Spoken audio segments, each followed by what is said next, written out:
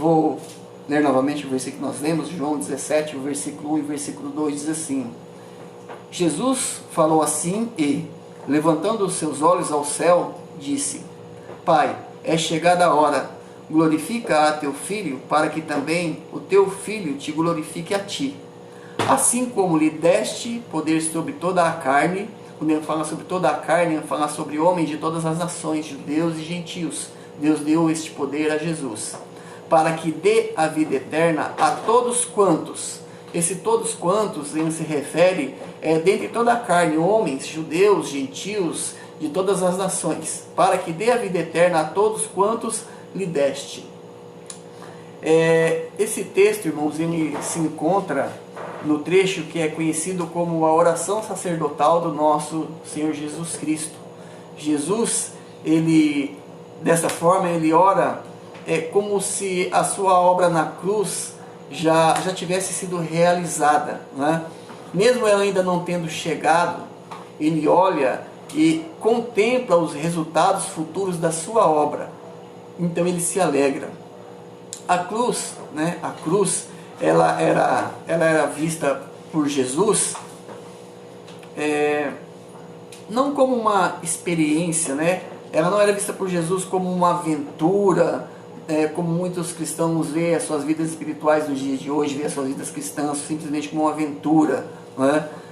Ou mesmo como uma experiência. Ele não via a cruz que o Pai tinha preparado a ele como um projeto que talvez poderia ou teria alguma possibilidade de acabar assim num desapontamento, mas ele via a cruz como algo certo, como algo já consumado, como algo já realizado. Ele não via a cruz como simplesmente como uma possibilidade, como um sonho, como as pessoas pensam. Não, Jesus vê a cruz como uma transação, vamos dizer assim, bem sucedida, de sucesso, né? Algo de sucesso garantido, que dessa forma dá a Jesus satisfação por ter feito segundo ou em obediência ao Pai.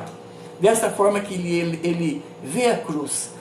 Por isso que ele ora dessa maneira, como nós vemos aqui no versículo 1 e 2 do capítulo 17. É interessante que ele vê a cruz como algo já realizado, como algo já sólido, que nada poderia mudar, nada poderia frustrar. A vontade de Deus quanto à cruz seria realizada, usando o pecado de muitas pessoas, usando o pecado de Herodes, usando o pecado das pessoas quando escolheram Barrabás, usando o pecado dos soldados quando fizeram a sua paixão, o seu martírio, usando o pecado daquele soldado para que furasse somente uma vez, né, o lado de Cristo e cumprissem as Escrituras. Então a cruz era vista por Jesus como algo já realizado, como um sucesso garantido, né? É interessante que Isaías também viu a cruz, né? Abra sua Bíblia em Isaías capítulo 53, o verso de número 11. Deixa aberto aqui em João, que nós vamos retornar aqui, e vá até Isaías 53, 11. Porque em Isaías ele também vê a cruz, e veja o que ele diz a respeito da cruz, quando ele a contempla, né, nos seus dias. Isaías capítulo 53, o versículo de número 11. Leamos então como Isaías vê e como ele então fala aqui da cruz do nosso Senhor Jesus Cristo. Isaías 53, 11 diz assim: e ele, quando ele fala ele, está se referindo ao Pai, está se referindo a Deus. E ele verá o fruto. Quando ele fala fruto, ele está se referindo ao resultado da cruz, da crucificação de Cristo. E ele verá o fruto do trabalho da sua alma. Ele está falando aqui a respeito de Cristo, de Jesus.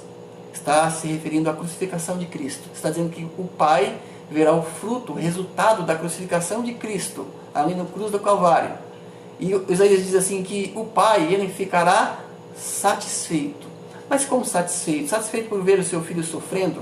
Não, satisfeito porque ele ficará satisfeito quanto à sua justiça. A justiça de Deus está sendo cumprida em Cristo, a justiça que nós não conseguíamos fazer. Então, a justiça de Deus, onde diz que todo aquele que pecar morrerá, está sendo cumprida em Cristo. Ele está morrendo no lugar de todo aquele que nele crê. E assim a justiça de Deus, quando determinou que quando Adão e Eva comessem o fruto proibido, eles morreriam, está sendo cumprida em Cristo. Além, Cristo está morrendo em lugar de todo aquele que nele crê. Diz assim: ele verá o fruto da sua alma e ficará satisfeito. Com o seu conhecimento, o meu servo, está se referindo a Jesus, o justo, porque ele era o justo de Deus. Ele disse aos homens: quem dentre vós me convence de pecado? Então, com o seu conhecimento, o meu servo justo, diz que ele justificará a toda a humanidade. Não, não é isso que ele diz. Ele diz assim que o justo justificará a muitos, ele não justificará a todos. Muitas pessoas ainda irão para o tormento eterno por não crer em Cristo. Não é? Essa justificação é feita por aqueles que creem, não é? Para aqueles que creem em Cristo. Ele justificará a muitos porque as iniquidades deles, ou seja, desses muitos, levará sobre si. É um versículo aqui, irmãos, que ele não tem dificuldade para se entender, não é? Bem como o de João. Mas as pessoas têm dificuldade em aceitar o que é ensinado nesses versículos. Nós podemos ver aqui a abrangência do ministério e da obra da cruz de nosso Senhor Jesus Cristo. Em nosso texto que nós lemos, voltando a João capítulo 17, voltem lá, irmãos. Voltando a João capítulo 17, aqui em nosso texto, nós podemos notar alguma coisa aqui que eu queria chamar a atenção para os irmãos. Perceba que no nosso texto, João capítulo 17, o versículo 2, nós podemos notar aqui o uso do verbo dar. O verbo dar aqui aparece 3 vezes só no versículo 2. Diz assim, o versículo de número 2: assim como lhe deste poder sobre toda a carne, para que dê a vida eterna a todos quanto lhe deste.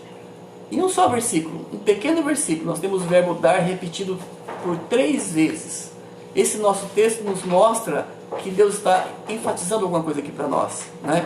Nós podemos primeiramente perceber e dizer para os irmãos que dar é uma palavra que é muito usada pelo nosso Senhor Salvador Jesus Cristo.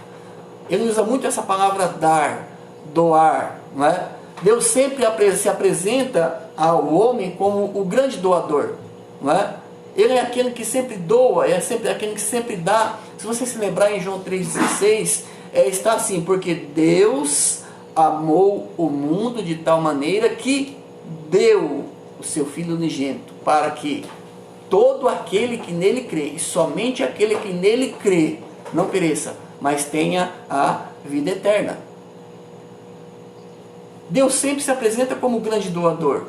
Em João 14:27, Jesus diz assim: deixo-vos a minha paz vos dou.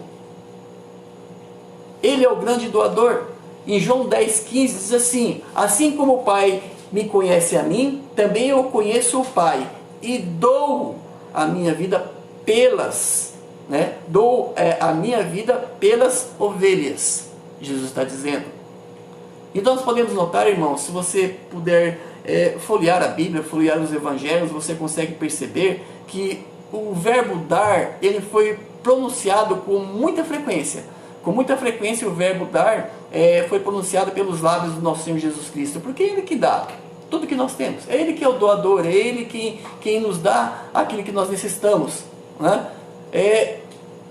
Lucas, escrevendo no livro de Atos, né, ele nos ensinou e nos recordou e nos disse nos recordou o que o Senhor Jesus havia dito, né? Ele nos ensinou que a bem-aventurança, na realidade, é dar. Em Atos 20:35, a parte B diz assim: e recordar as palavras do Senhor Jesus, que disse: mais bem-aventurada coisa é dar do que receber.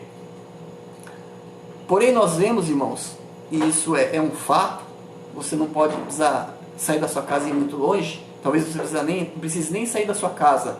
Nós vemos que as pessoas estão mais preocupadas em ganhar.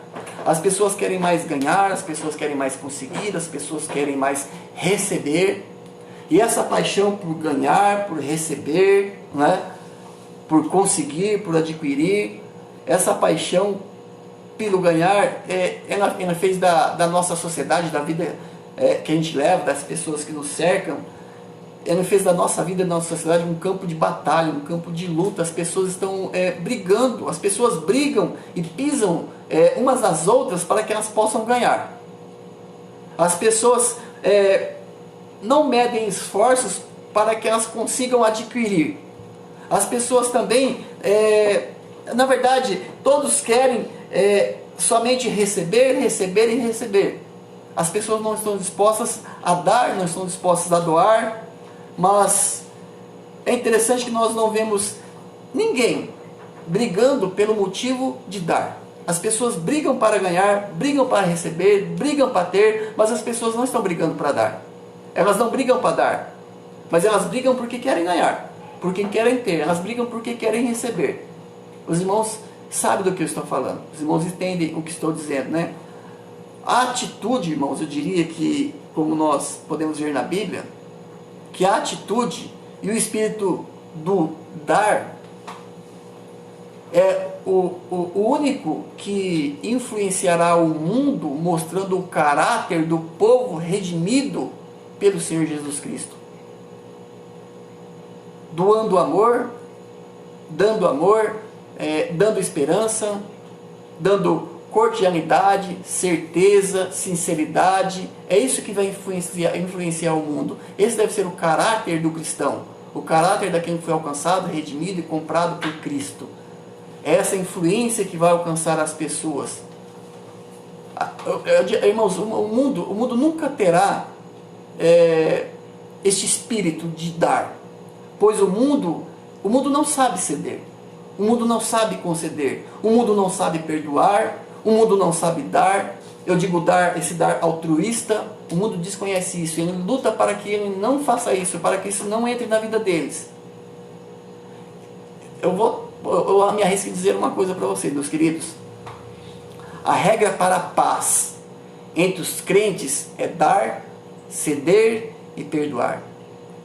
Muitos problemas existem entre os cristãos, porque eles não sabem dar, eles não sabem ceder e eles não sabem perdoar. A paixão pelo receber, pelo ter, pelo querer, isso nos leva na verdade, à origem do pecado, não é?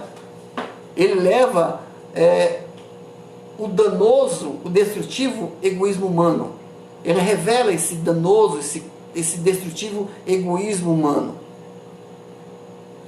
Eu primeiro, depois Deus. Eu primeiro, depois as outras pessoas, não é?